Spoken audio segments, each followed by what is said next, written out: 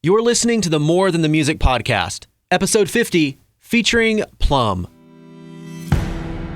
My marriage fell apart. And then there was a night, a neighbor, she knew that we were struggling. We were losing our house. He had already moved out and the money was gone. Somehow it vanished in a day. It just felt like, wait a minute, it's all slipping away. And I go to the front porch and there's a basket full of just the bare necessities to make spaghetti, like the noodles, some bread, some sauce. And I know my friend Laura dropped that off. But God took me out for Italian that night. And I felt like a queen. If he cares enough to take care of our dinner tonight, I don't have anything to really be afraid of. You're about to hear how free spaghetti encouraged Plum while she was separated from her husband, the challenges she still faces even after reconciling her marriage, how a fan's letter literally stopped her from leaving the stage, and what new song was formed after a recent tour stretched her outside of her comfort zone. I'm Justin Paul, along with Plum, and we're going to talk about a lot more than just the music. More Than the Music is hosted by Justin Paul, a touring musician turned national radio personality who loves the dramatic, humorous, sometimes tragic, and often inspiring story behind the songs from your favorite artists. You can connect with the show at wayfm.com/Justin. Now here's your host, Justin Paul. I am so excited to be joined on the More Than the Music podcast by Miss Plum. How you doing? I am doing well, thank you. Do I call you Plum? Is that what I'm supposed to call you? Yeah. Is that what everybody calls you? Yeah, pretty much. Point, yeah. Yeah. You've stuck with a name this long. People might as well call you that, right? I started it as a band, and band members kind of switched around for the first couple years, and then the label was like, Plum's really a girl who has you're a band. Plum. And it was just sort of cute when little 7, 8-year-old little girls would be like, Miss Plum, can you sign this? Because they didn't know what my first name was. So it just made it easy on everybody. Well, today we're going to talk about the songs behind Excel, plus you've got a brand new song coming out that we're going to get to talk about as well. But before we jump into the music, let's go back to how it all began. You were born in Indianapolis, right? But grew up in Atlanta, Georgia. I'm a Georgia boy. I appreciate... Nice. I grew up... Sweet tea? Do you like sweet tea? Sweet tea. Only way. Fried chicken, collard greens, cornbread. Yes. That was your Sunday meal. It was, that was it. Sure. When I tell people I'm from Georgia, they think Atlanta, but I grew up 3 hours south of Atlanta. Gotcha. Almost Florida. I was a little more towards the city. I was 17 miles south of the Atlanta airport because my dad's job was with Delta, which is the hub. Yep. So that's where it all began. Is that where you started getting involved in music as a kid? Yes.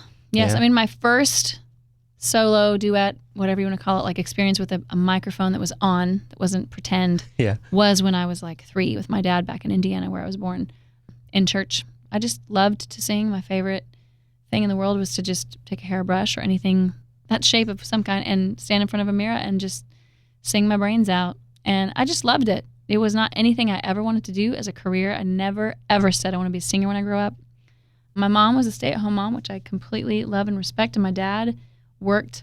And although he says to this day he loved his job, I heard him complain about having to go to work a lot, I got to go to work tomorrow. So I sort of associated work with something you don't necessarily love to do. Mm-hmm. And so I was like, well, maybe I'll be like my mom, get married and have some babies and stay home, or I'll do a job I hate. And so to be a singer would be amazing. And so I didn't really dream of that. So I just sang and sang and sang, and somebody saw me one day, and I would say the trajectory of it went professional kind of overnight. Hey, can you sing backup over here for this? Mm-hmm. And it just kind of opened a whole new world up, and here I am. Yeah, you started going to nursing school, right? I wanted to. I was going to go to nursing school and wanted to be a nurse just because I've struggled with anxiety and depression and really, really debilitating stomach aches that kind of falls under the umbrella of IBS, but that's the most unbeautiful word to say on anywhere, in print or audio, IBS. But I have what is called a spastic colon. And so just because I'd been in and out of the doctor's office all the time, I felt like being around medicine would be a place for me. I felt compassionate towards people suffering. And Mike Weaver from Big Daddy Weave has coined this phrase that I am a musical nurse. Makes sense. We were out on tour together and I was talking about that. And he was like, but he said, God still uses you to give hope and healing in a different way. And I was like, you are hilarious and sweet that you would say that. So I'm now a musical nurse. Yeah, well, either way you're helping people. Yeah. Either way absolutely. You're encouraging them. Sure. Maybe not But yeah, the nursing thing was what I was going to head towards, and then God kind of interrupted that with music. Yeah, and then you got into writing more and more and more, and at one point you were even thinking about coming off the stage and just being a songwriter. Just being done with that. Yeah. Something changed though. Like, didn't you get like a note from someone that made you keep going? Because I wasn't pursuing music. When music kind of came to me and I said yes to it, kind of get caught up in all of that, and then you kind of, with hindsight, a couple of years in, go, wait a minute, what did I sign? Yeah. I thought it would be different because I thought this would be different, and you kind of just, to catch your breath, and so I kind of just, instead of taking, quote unquote, a break and just kind of gathering my wits about me, my knee-jerk reaction was to just sort of run. I don't want to be an artist anymore. This is too much, and I don't agree with this or that or the other. And traditionally speaking, I think as the brand of Plumb has grown, sort of a core element to it has been that it's not super Christian. I mean, it's definitely been something that was not an intentional leave his name out or add his name in kind of a thing. I just loved storytelling. And so I think because my faith is rooted in the hope of the cross and the resurrection, I feel like that hope is webbed through what I write. But I might be writing just a love song that ends up in a TV show or in a movie. And so I was kind of pursuing music more that direction. And when I started to see sort of the business aspect of the more specific to the Christian industry, I was very turned off by that. And it wasn't anything I was anticipating. So I think some things caught me off guard, and I was like, hey, cut, run, I'm taking off. So did someone like tell you can't write this way? You have to write a certain way to be a Christian artist? There was a moment in time where I was told the record would be shelved until I used God's name on the project. Because the first record, I didn't say Jesus or God. And then at the same time, though, that record literally opened up to an audience of people that, although not limited to this audience, the broken girl identified with a song called Unforgivable about like emotional and verbal abuse. And that has never left me. The broken girl is my favorite audience. And because I have been a broken girl, I connect with that audience. And so that record was so important for me in kind of defining the path that I was going to take, that may be a little left of center, a little different than maybe the other female artists that were in that same format as me. But, record number 2 comes out, and or getting ready to come out. And it's like, well, where's God and Jesus? And, it's not going to sell as good in Christian if you don't mention him at some point.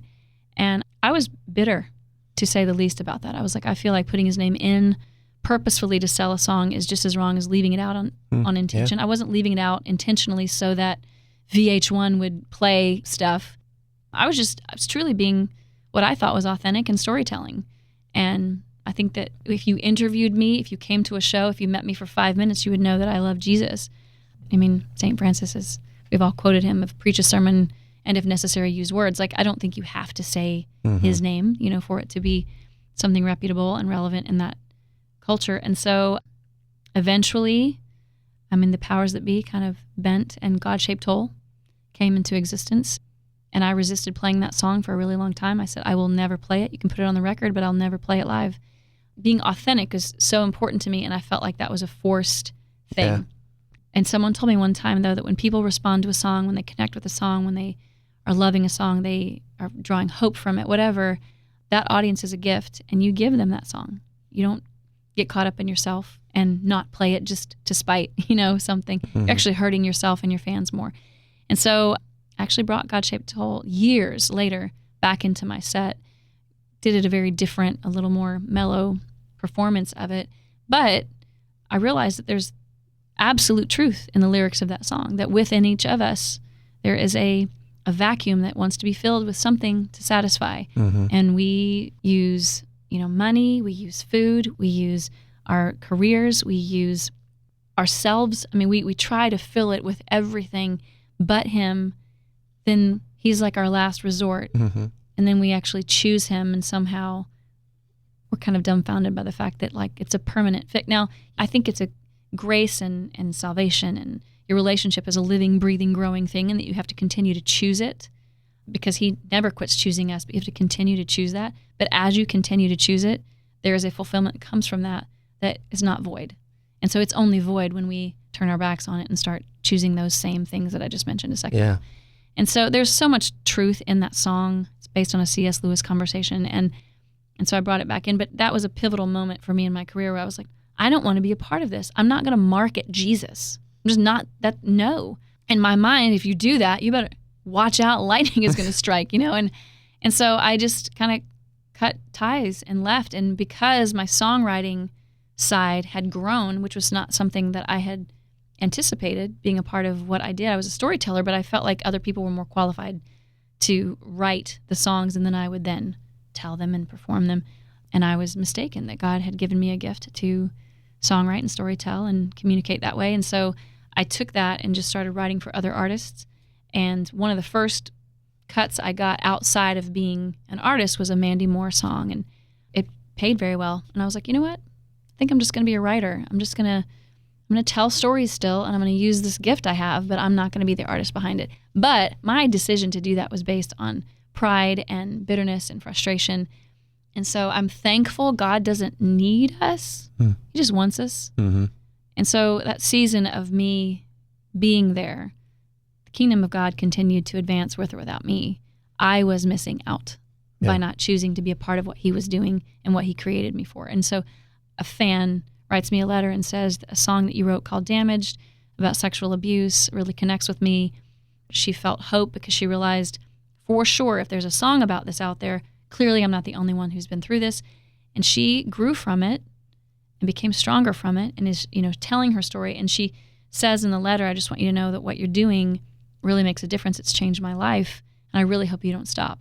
And it was really, really, really humbling and emotional for me in that moment because I had kind of put my foot down and said, I'm done doing this aspect over here to my career. I'm done with that, God.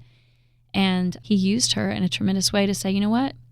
I'm not going to orchestrate anything, but if you want me to keep doing this, I will. So it was an attitude adjustment. Mm-hmm. So as much as I could possibly ever try to be an influence on a fan, they have come back tenfold and been 10 times the influence on me and helped shape and guide and hold me accountable to what I think that I was created and called to do. And so fast forward, here I am still. And you got that letter like literally before you're about to go on your last show, and you were done. I was done with the label, done with the booking agency, done with like all the contracts of relationships, and on the calendar, here's the last show. And so, hey, there may be another show in my future, but for the best I could see, this was it. Mm-hmm. And so I think God has really good timing. That's what I'll say. Yeah. Did you ever hear back from her again? Did you ever communicate with her?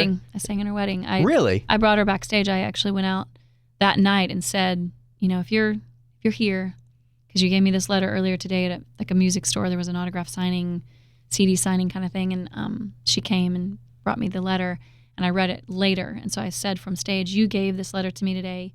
You have no idea what it means to me. So find somebody to get you backstage. I want to meet with you.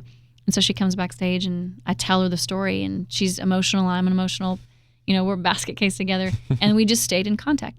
I don't talk to her often, but we still have each other's information and stay in touch to some capacity. But yeah, I got to sing in her wedding. And that songwriting has not only continued for you, but there are so many artists on Way FM that like your fingerprints are all over. Like I've heard you've written with like Mandisa and a few other artists too, right? Yeah. I mean, you got to enjoy not only hearing your songs on the radio, but being a part of others too, and that message that they deliver. Honestly, it's a good example in what it's about and why it's important. I mean, radio is a great example of community. That I can write 1 million songs, but without the community of radio, without the community of, like you referenced Mandisa, for instance, so something that's important to me that she and I wrote about, she's out talking about while I'm over here talking. It's a megaphone. Mm-hmm. And so, you can make it for yourself and keep it pretty limited, but why? It's to be shared, I think. And so, yeah, I love writing with and for other artists as well. And going back to when you first got started, like you were singing background vocals, you mentioned that earlier. Mm-hmm. Weren't you singing for like Bill Gaither? Bill Gaither has... How did that work? His son... Were you on the Homecoming videos? No. I actually lived with he and his wife for a brief period of time until I found a roommate. But his son had a rock band at the time. And I use that term loosely. I don't even know if he would describe it as a rock band, but it was definitely more rock. Bill Gaither rock?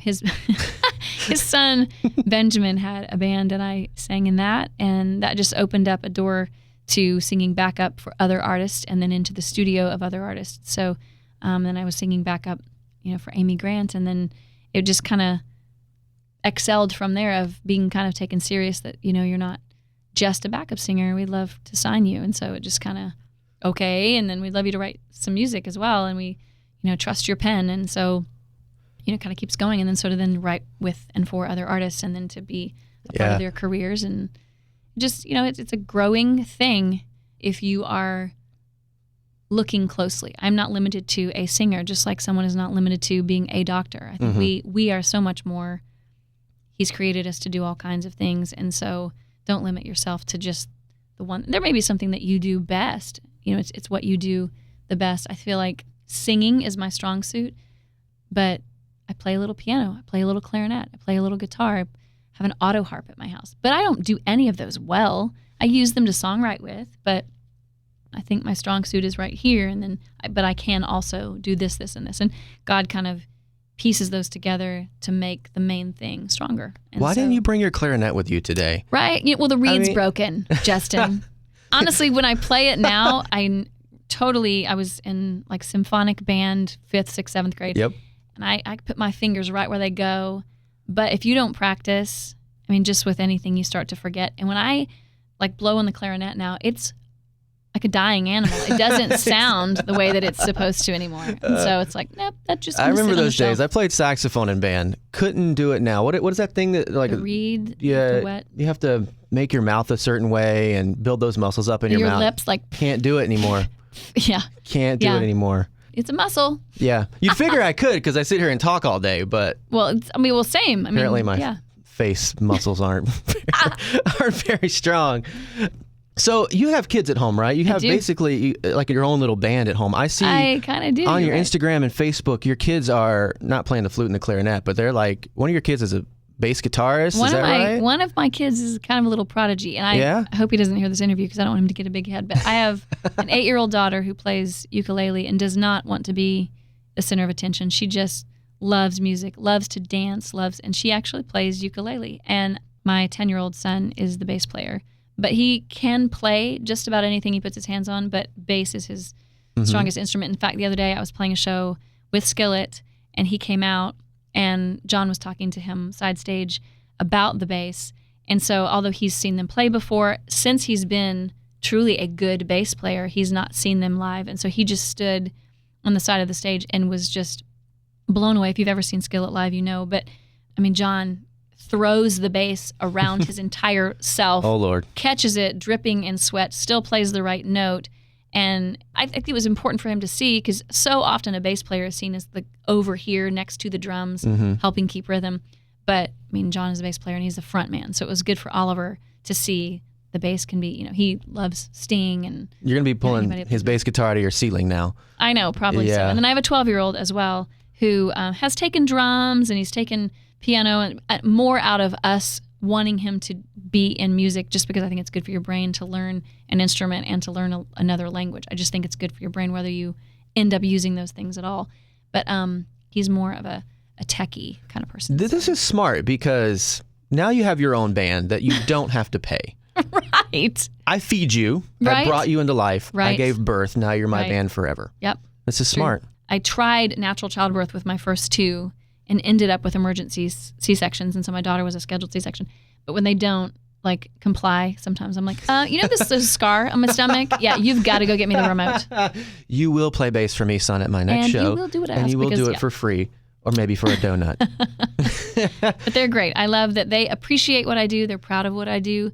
But I'm not trying to make them me. And it's kind of fun to see them find, because my husband he's an entrepreneur and works a lot in like LED screens and things like that. And so my oldest, I feel like, is a little more tech, business, observing, thoughtful-minded than my middle, who is just watch out for him in the future. Well, so you think like just being around it their whole life, they've come to naturally love music. It wasn't anything you said you have to take lessons or anything like that? No. We just expose them to it, and it's around, and it's interesting to see ones be more driven than others and kind of find who they are. Oliver, my middle, who's the main primary musician, is in a band right now with Avery Roy, which is Jason Roy of Building 429's son. And it's a legitimate band. Like, they've played at some venues in Nashville that some Nashville musicians dream of playing at. Like, they've actually been invited to play at. And So it'll just be interesting to see what their future holds. Jason Roy and I both joke about how they're our retirement. And, Yeah. We'll see. That has to make you proud though. Like, seeing your kids kind of following your footsteps. I try not to tear up, because he's up there and you're thinking, I changed your diaper. And you are like, he was in a Nirvana versus Pearl Jam cover band for a little while. And they did, in another season, they went through all the Kiss songs. And of course, like anything I post, I would get half, that's amazing, that rocks. And then the other half of like, you're a horrible mother that you would let them listen to Gene Simmons. And, you take it a grain of salt. It's just like, well, you don't actually really know me truly personally and know how much that little boy loves Jesus, but he also loves music and how it's not shaping him in the direction that maybe you're concerned that it is. It's actually opening his mind up to understanding things in a world view. And I'm really, really passionate about my kids not being stuck in this little tiny box because I feel like Jesus needs to be seen in them, and to connect on that level with people that don't know him. It doesn't need to look just like the church that you go to. It needs to look like relationship, community, relativity, people, connection, friendship. I like them being connected to culture because I think disconnecting it from it entirely just kind of sets them up to be nerds. If they're in a rock band playing Pearl Jam, I don't think they're nerds. I think they're the furthest thing from nerds. So good job on that one, Mom. Well, it was just funny to have my 10-year-old son explain to me what Smells Like Teen Spirit actually, like the title of that song came from. And I was like, I didn't really know. It was a really interesting story of how he had broken up with a girl and she's mad. And so she stops by his place when he's not there and spray paints Smells Like Teen Spirit or whatever. And it's like, that was the name of a perfume back in the 90s and, whatever. And he was just going into this and there was nothing inappropriate about it. It was just like this cool story. And I was like, I actually didn't remember that that's where that song came from. And yet he knows it. And I was like, okay, I think it's a beautiful thing. It's great. Man, with the internet, kids today, they found out anything. Like, they'll just YouTube it so fast. But mind you, he absolutely loves NF and 21 Pilots, who are all believers, and they absolutely love Toby Mac. They have a really great appreciation, and they have to love Plumb, or I'll punch them in the throat. You have to love Mom's songs, all right? Well, but I do check with them though, because I feel like at 8, 10, and 12, they do have some kind of an opinion that really is relevant to like, okay, what do you think of this? They're really great about saying, I really like this one, it's catchy, or man, Mom, I really love how the low end sounds, and really getting their feedback, because I continue to want to be authentic to who I am, but something they're proud of. Mm-hmm. Family could have looked a lot different for you, though. Like, you've been very open about the separation between you and your husband a few years ago and how that reconciled. Take us back there and in those moments. I mean, a lot of that pain and heartbreak came out in your music during that time as well, too. Absolutely. And those kids, contrary to popular catchphrase, like, let's not stay together just for the kids, your kids are an amazing reason to stay together. And I get why people say, let's not just stay together for the kids because they're fighting and it's abusive and it's not good for their children to see. I get that perspective. However, if you are fighting for what is true and what is best for your children, the best thing for your children is to get your act together and work it out and figure out how to make it work. And we were calling it quits. And so I don't want to sound hypocritical to someone who's on the verge of that. I've been there. Trust me. I actually kind of absolutely know how you're feeling. We separated.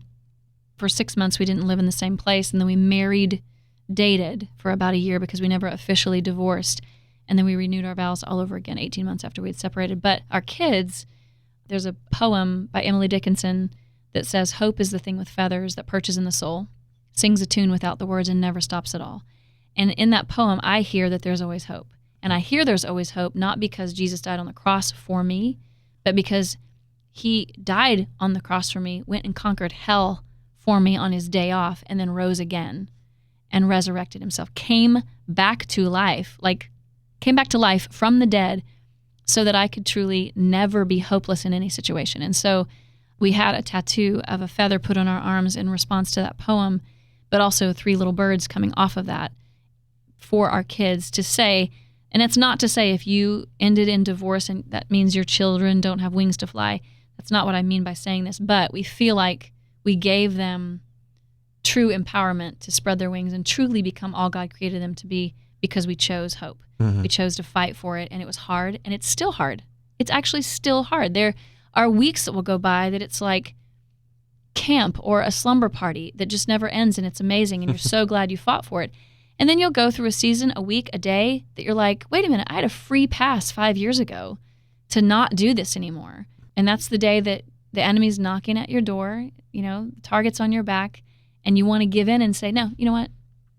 I have justification to throw in the towel.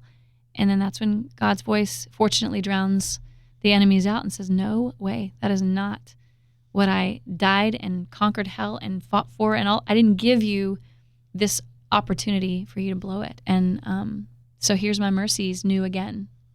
And so he lets us start over and over and over and over. So if you got to start over and over and over, then you can join my club, because we do. Like, I love my husband with all my heart. We are so thankful that we fought for that. And our children are evidence of God's faithfulness in doing so. But if he was in this interview with me, he would tell you, it is not a bed of roses still all the time. Just because we reconciled and got back together, we're madly in love all the time. We choose because of what we've been through. We've been able to see if we can make it through that, we can totally make it through this ridiculous argument that we're having over whether we should go to Home Depot or Lowe's, whatever. I mean, marriage is most of the time a choice. Most of the time it's not sunshines and flowers and puppies. I mean, it's a struggle. It's not like what the movies say it's going to be like, And you hear that, but when it's puppies and sunshine and rainbows and unicorns, like if you're in that season, you just kind of hear that. It goes in one ear and out the other, and then you're married 11 years, 2 months, and 3 days, and then the bottom falls out, and you're like, whoa, where did this come from? And you can obviously look with hindsight and figure out where it came from pretty quickly, but when you're in it, you're not anticipating it. You're not seeing it. So for you, whoever you are, if you're in that broken place of marriage, no matter what happens, God can take that and use it for something good, if nothing else, to draw you closer to him, because he did me. He really, really got my attention. I don't think that he had anything to do with our fall apart. It had 100% to do with Jeremy Lee and Tiffany Lee being selfish and kind of pushing him out. He was kind of like on the playground, but he wasn't on this particular, swing set with us. Like, we were like, you're here. We acknowledge you. You're a part of our lives. We love you. But we got really caught up in us, and we kind of pushed him out, and to the point where we couldn't hear him saying, stop, no. And so we just did, or said yes, and it just, caught up with us, and it was broken, seemingly beyond repair. And he scooped up those pieces and breathed life into that in a way that I was not anticipating. And I am madly in love with Jesus more than Jeremy Lee now. And I wasn't before. I didn't realize that. But I love Jesus more than and that helps me to be able to love Jeremy Lee and choose Jeremy Lee, even when it's hard. It helps me still not want to throat punch my kids when they're throwing fits over things that are ridiculous. It's like that grace that he gave to me has caused me to then extend it. And I didn't realize that I wasn't that way before. You poured that out into that album, and I think you even had a book that came out with it as well. Yes. And I'm sure that has touched so many people. Have you heard people respond to your music and say, this helped my marriage heal? Oh, man. I don't say that like, oh, yeah, left and right. In an arrogant way. Like, I hear it left and right, and I say that to inspire whoever is listening right now. Your story matters. I am not an educator. I didn't write a book because I didn't even go to college. I felt completely unworthy and ill-equipped to write a book, much less records and speak and do what I do. I am a storyteller, and my story affects people, and it most of the time inspires or encourages or gives them hope. And I want to be the kind of storyteller that continues to inspire you, the listener, to tell yours. That story could be told by a published book, sure, but it could also be in a coffee meeting with the girl in the cubicle next to you at your work. There's no small or big to your story. And I think our stories are so important. They say to someone else, me too, you're not alone, and there is only hope in that. And it's when you think and feel that there is the absence of hope is when compromise and chaos and tragedy takes place, because people have given up. And if you can believe that there's always hope, it changes the direction of your life in every possible way. So keeping to yourself about your struggle, you're not really helping anybody. You're actually hurting yourself. And so there's so much healing that's come from being able to share our broken story. There's accountability in sharing it. Like, I'm telling you that I choose Jeremy Lee. well, what if I quit choosing him tomorrow? You don't think there would be hundreds and hundreds of people saying, hey, Justin, didn't she just say she's going to choose this? That doesn't mean that it's easy. And I know, but everyone's story is different too. And I won't go into it, but I have someone in mind right now that kept choosing, and their spouse continued to not choose. And that's not yours to own. So I do believe divorce is inevitable sometimes. It does happen, and that's not to shame anyone. That's the direction that their journey takes. I mean, the foreword of my book was written by Amy Grant, who's been a mentor to me.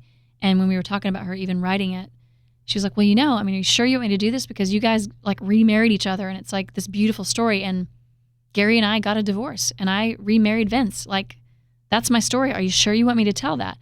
And I said, absolutely, because there is hope in your story. There's hope in everybody's story. It doesn't have to just turn out like a fairy tale. And so, yes, to answer your question in short, lots of people saying thank you, thank you, thank you. It gave me some hope, which is oxygen to my lungs. And we all need to breathe.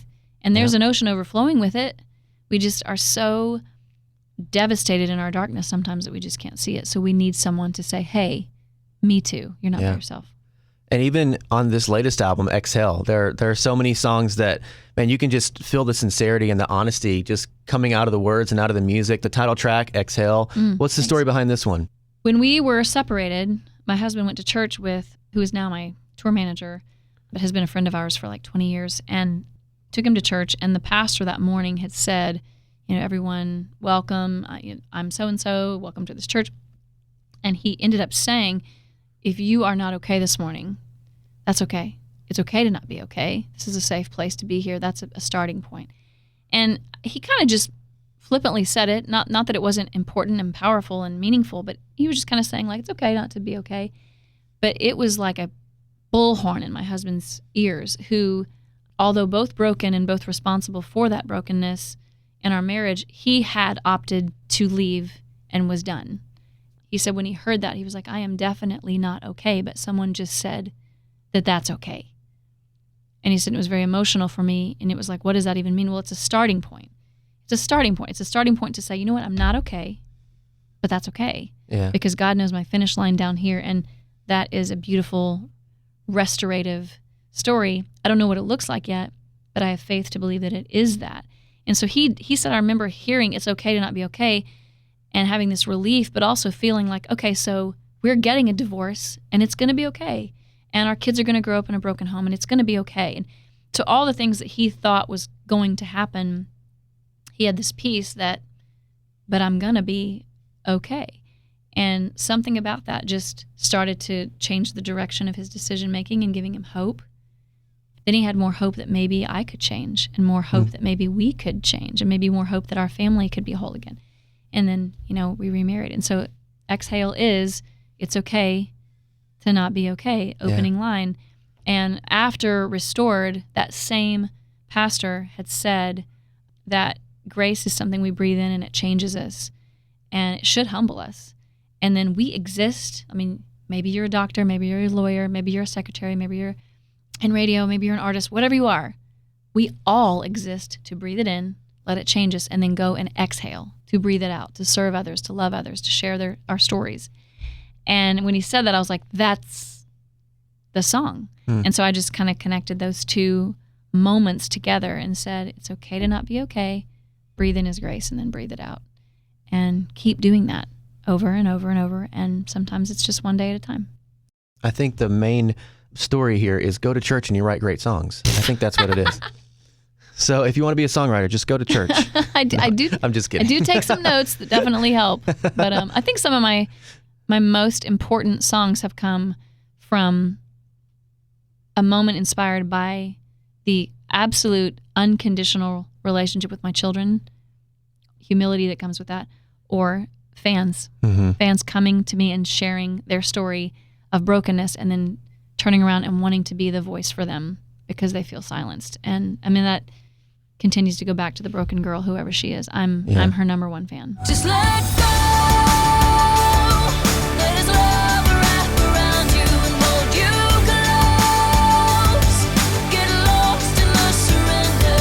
Breathe it in until your heart breaks. Then exhale.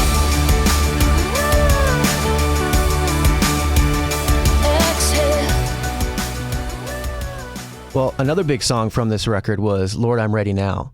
Take us behind the scenes on this one and where you were when you wrote it. Well, that speaking of broken girls, I mean, that was me, the broken girl that self-absorbed would tell you, this is not about fame and fortune. My bio even said that for a while, like fame and fortune are fleeting, but making a difference in someone's life lasts for eternity. Like that may be a true statement, but that is not truly how I felt. I really wanted to be famous and I really wanted to be rich. And in pursuit of those things, I lost myself and narcissism, self-centeredness, you name it. And then my marriage fell apart. And then there was a night when a neighbor had brought over, she knew that we were struggling. We were losing our house. He had already moved out and the money was gone. Somehow it like vanished in a day. It just felt like, wait a minute, we can't pay for gymnastics lessons. We can't pay for piano lessons. We have to cancel the cable and the internet. And, just left and right, this domino of it's all slipping away. And I go to the front porch and there's a basket full of just the bare necessities to make spaghetti, like the noodles, some bread, some sauce, a devotional book, and a journal and a card. And it was from a neighbor friend of mine that just said, use this journal to write things that you're thankful for. Because I know right now you can only see the things that you're not thankful for.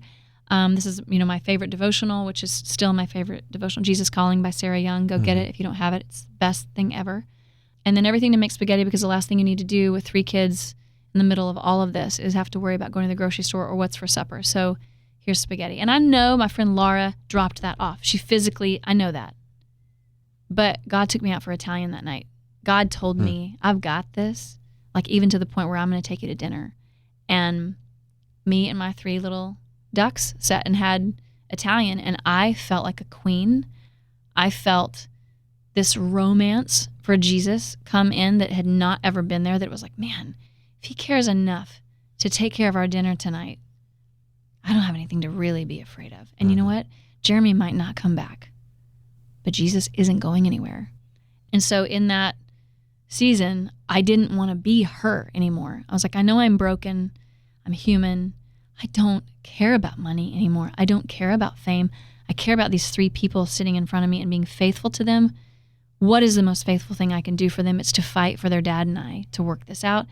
It's for me to not be the most narcissistic, self-centered mother that has ever existed. It's for me to quit being who I was. And you know what? I actually might need to start over again tomorrow. Like this might not actually stick for a month or a year, or I may have to start over and over and over. But my sister-in-law reminded me in that season that in Lamentations 3:23, his mercies are new every single morning. And that doesn't mean like 6 a.m. when the sun comes up. That means every split second is a new morning. And you can say, okay, I'm sorry. Oh, God help me. Just let me start over. And so I did. I started over and I was like, I don't know that I'm going to be a single mother or a married mother. But Lord, I'm ready now to not be her anymore. And when I start to fall back into her, which I still do, thank you that there is grace for me to say, can I start over again, please? Yeah. And he says yes every time before I've even asked him to. And that's something I can get behind. And I want to be a part of that. I do think that's a daily process. I mean, as much as, we don't want to admit it, we're full of ourselves. I am, I look at things that I do and he I knew go, that. That's why he went to the extreme of a cruel death and resurrect. Like he went through all of that because he knew how sinful and human and selfish that we are, and that he still loves us and would sacrifice all over again to do it again if he needed to. So I want to give my life to that. Oh Lord, I'm ready now. All the walls are down. Time is running out, and I wanna make this count. I ran away from you, and I did what I wanted to, but I don't wanna let you down. Oh Lord, I'm ready now. Lord, I'm ready. The next song is Smoke. Tell us the story behind it. I think it's kind of along the same lines, isn't it? It is. It's my favorite song on Exhale. And it just kind of walks you through the emotional process of walking through what feels worse than death. And we hear that, though I walk through the valley of the shadow of death. Like sometimes things feel worse than death. I remember in our broken story, and then in other situations that I've consequently experienced even since then, that you go through, that you're like, you know what? death would kind of feel like a massage right now compared to this. And for those that might relate in broken marriage specifically, just to use as an example, although our marriage was broken and he was still alive and I'm still alive, I can't tell you the days that it would have been easier to swallow that he had passed away, or that I would like to just check out, than to be unloved, to be unwanted, to be betrayed. In my mind, I would play over and over, like, would it be easier if he had cancer? And my brain was like, you know what? It would be easier if he died. It would be easier if I died. Like, to live a life of unlove and unwant, short of something happening to your children, that's a whole nother category. But in my experience as a human being, you walk through things, and the song Smoke says, though I walk through a valley that feels worse than death, I'm slow to speak, instead I hear your voice. And that is because in James 1:19 it says, be slow to speak, quick to listen. I am a chatterbox, and I don't listen well. And that whole season, I kept writing James 1:19 on my hand over and over and over because it would wash off. And it was, God's way of gentlemanly reminding me to shut up. Just listen to me, listen to me. And so in Smoke, I talk about listening to his voice. And it says, you can come to me because I am that hope that you are feeling so absent of. And I am everything you will ever need. I will fill it. And if you imagine smoke, like it's consuming. Mm-hmm. And so it wasn't really a play on words of like exhale and smoke. We're going to put them on the same record. Smoke is just all consuming. And smoke represents fire, destruction, ash, soot. God can take the most ugly, nasty, sticky, tarry, gross, seemingly useless thing and turn it into something so beautiful. And that's what he did in our marriage. That's what he did in our hearts. And so that's the story that Smoke tells. He can be all of that. But guess what? You have to choose. He lets you choose. You don't have to. You get to choose whether or not you're going to let him do that. And I'm thankful that eventually I chose that. Mm-hmm. And I feel like the restoration in my life and the hope in my life is evidence now of that. And I just want to keep telling that story over and over. You are my hope. You are my song. You are the oxygen inside these weary lungs. You are my safe place. You are my home. You are my shelter when it all goes up in smoke. You are my shelter when it all goes. I love the fact that you're so open and honest about this stuff. I mean, you're an open book. Thank you. I hope I am. did speak with somebody you had toured with, and they told me you were an open book. Oh. And they told me some other things too.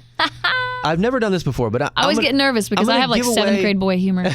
I'm going to give away who told me this, but before I tell you what they told me, I'd love to hear what you think they told me. Okay. So I spoke with Darren from We Are Messengers, who you've been on tour with quite a bit. And is one of my best friends. Yeah, absolutely. And I knew this, and I said, tell me something that I would not ever find on her Facebook page, on her website, anything.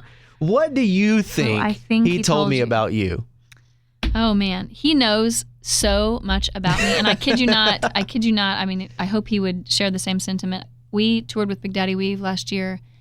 Kind of joke. There was 3 or 4 of us that really got really, really close on that tour, and it's like you go to work and you work with people, but then sometimes you actually get to become family with each other, and that is kind of our story. He is one of my best friends. I love him. He knows so many bizarre, weird things that he would be like, what, Tiff? And he's from Ireland, so there's just things, that the American aspect to me that he would constantly be like, what? No way. So I kind of don't know. I don't know that I love to pressure wash. That's something that usually people don't. You love to pressure wash. I love to pressure. I love mindless, productive things. Like I don't mind dishes or folding laundry because you don't really have to use your brain to do it, but it's still productive. Yeah. But I love pressure washing. I don't know why. Interesting. I love it, but he did not tell me that, but that's good. You got to tell me. You got to tell me. So he told me that entire tour, yes, you pulled pranks on each other the whole time, and he tried so hard to make you mad, and he couldn't make you mad. He's like, you can't make Plumb mad. Like, she's just so chill, so easygoing. Lots of pranks. Yes, for sure. Yes. He told me about the time that he like basically rearranged the whole hotel room before you got in there. 100%. And he thought that was going to make you so fuming mad, but I just took pictures of all of it. I loved it. Honestly, it was like, for those familiar with the 5 love languages, it was like filling my love tank because it was like this thoughtfulness. Pranks are your love language. Yeah, pranks are my love language. Like maybe there's a 6th in there that they can decide what that means. But usually you have a shower room, and so because we were on a bus, we didn't spend the night at the in the city. So you go to the hotel that afternoon, then you go back to the venue. And so we would just take turns, like, Tiff, you get room 216, and when you're done with it, give it to Blasco and Darren. And knowing they were going to come in there. I mean, I had fake poop I would put in there, or like, my hair out of the drain. I would one time I took my hair from the drain and spelled "Hello, Joe" to Joe Shirk, the keyboard player for Big Daddy Weave. And so when he got back to the venue, he was like, I think I'm supposed to feel loved by the fact that you did that, but you can totally not do that again. It would be fine with me. But yeah, I mean, I would just and I'm the only girl. And so constantly one quick thing would be if I had just not pranked anybody all day, it would be like, I'm about to go to bed. I got to do something. I would just as you pull your socks off to get in the bunk, I would just fling them and then they would end up in someone's bunk. Yes. He told me that usually he would find smelly socks in his bunk. He'd be bunk. like, Tiff, your sock's in here. I've got her other sock. And it was like, hey, you're welcome, guys. And I will tell you this, initially pranking for me, because I'm usually the only girl or there's few girls around. And so it's a way for me to kind of connect with the boys is to just kind of be a prankster and be silly and be funny and use humor to kind of break down do you talk to the girl? Like, do you treat her like your sister, or do you treat her like, and I became their sister. But that was a way for me to kind of just break that wall down and connect and leave socks in their bunk. He didn't give me anything like really bad on you. He just basically told me that he was just being a gentleman. But he said, I tried to make her mad, but couldn't do it. But the hotel, I mean, it was literally like the desk chair was on top of the bed. The little thing that you lay your suitcase on was in the shower. One time they hid the shower curtain and it didn't have a bathtub. It was a shower. So okay, you that's had just to wrong. shower, so you couldn't take a bath instead. And I could not find it anywhere. And I was like, stink! I'm gonna have to take a shower with this no shower. And I did. I had to take a shower with no shower curtain, and it was just awkward. And I, of course, got back later and I was like, okay. So where was it? And they were like, in the drawer underneath the TV. And I forgot that the little dresser that the TV was sitting in had a couple drawers in. I skipped looking there, but one compliment he did give you, he said, I feel like she's writing the best music of her career right now. I'm guessing he's maybe heard some of these new songs before. And I don't think he's saying it for this reason, but he co-wrote a song with me called Human. Oh, he's saying it for that reason. Yes. Okay. Yeah, I'm sure he totally no. But I've let him hear some of it just because of who he is in my life and my friendship with him. And so he's really kind to say that. And I think he's a brilliant songwriter and musician, and I'm not just saying that because we're friends. I mean, listen to songs that he's written, good grief. And so for him to say that's a huge compliment, but I love him to death, so that's sweet that he's you do have new music coming out really soon. I do. This first song is God Help Me Now off this new record that's a little while away, but we get a little taste here with this brand new song. Yes. What's the story behind this new one? The co-writers and I of Need You Now, Luke Sheets, Crystal Wells, and I, we wrote Need You Now together. And so we have really, since Need You Now, that was one of the first songs we'd written together. But in the years since that, we have become kind of a writing trio that we could write by ourselves, but we just want to be the three of us all the time. I was telling them how Need You Now, I didn't intentionally make that a song that you scream at the top of your lungs as a prayer. I was just telling a story of my struggle with anxiety and depression and how many times I had needed God over and over and over, and that he was always there.